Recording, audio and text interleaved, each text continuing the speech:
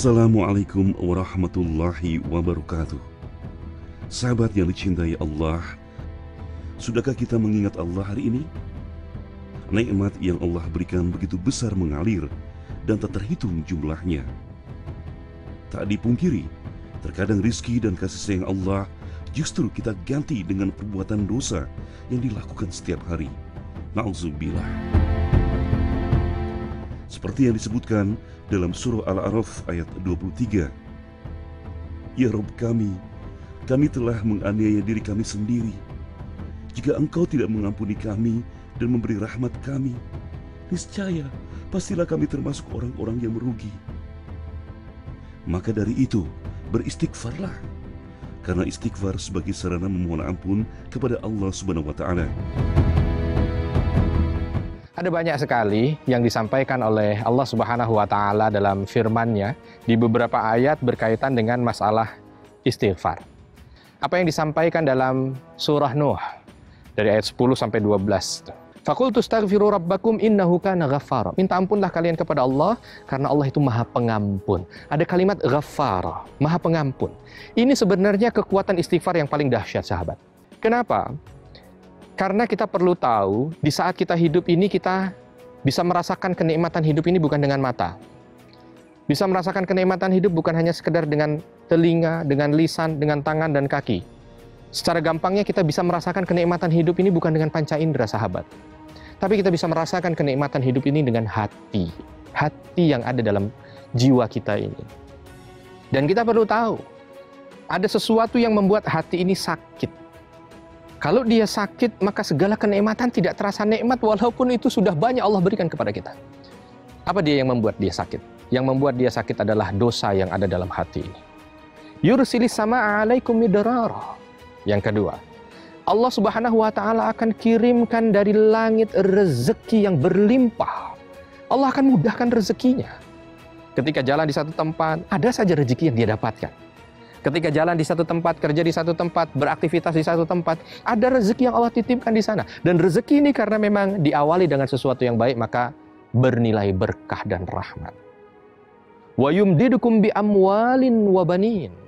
Allah Subhanahu wa Ta'ala juga akan berikan keberkahan pada harta yang dia dapatkan, dan dia akan mendapatkan keturunan-keturunan yang baik, yang soleh dan solehah. Mudah-mudahan yang satu surat kita bahas ini tadi mampu memberikan motivasi tersendiri buat kita. Maka coba mudahkan lisan kita sebagai orang tua untuk beristighfar. Mudah-mudahan dengan istighfar kita yang terus-menerus istiqomah kepada Allah Subhanahu wa Ta'ala, itu yang akan menjadi sarana kita mendapatkan keturunan yang soleh dan solehah. Dan inilah poros syurga.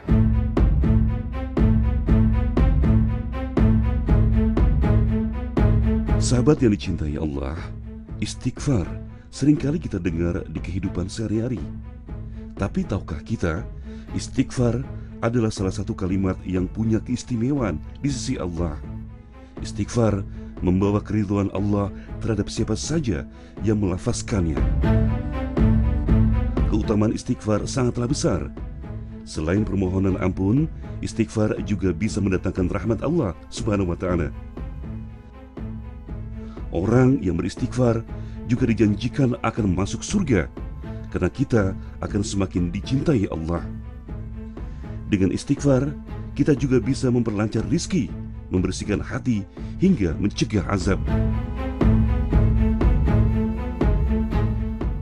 Jadi kalau lisan kita itu senantiasa beristighfar kepada Allah, maka keindahan hidup itu akan hadir.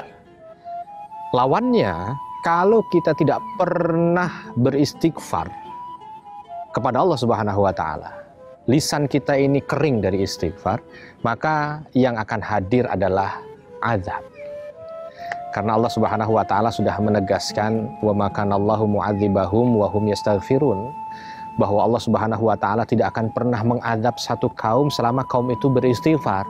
Berarti artinya di sini ketika orang itu kering dari istighfar, tidak pernah beristighfar, maka hidupnya itu tidak akan pernah indah gitu. Hidupnya akan senantiasa dipenuhi dengan azab, ya.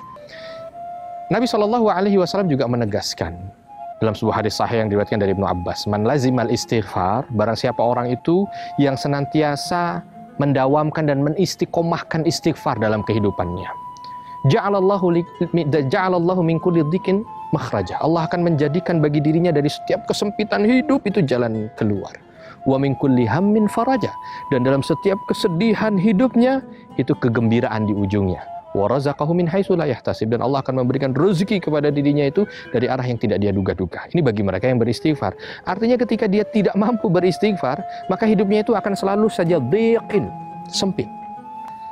Dan orang yang tidak pernah beristighfar, rezekinya itu akan sulit sekali. Maka sahabat yang dicintai Allah, jangan sampai keburukan-keburukan ini hadir dalam kehidupan kita. Dan supaya keburukan ini tidak hadir dalam kehidupan kita, bentengi dia dengan lisan yang senantiasa basah untuk beristighfar, memohon ampun kepada Allah Subhanahu wa Ta'ala. Dan inilah poros syurga. Wabillahi taufiq wal hidayah. Wassalamualaikum warahmatullahi wabarakatuh.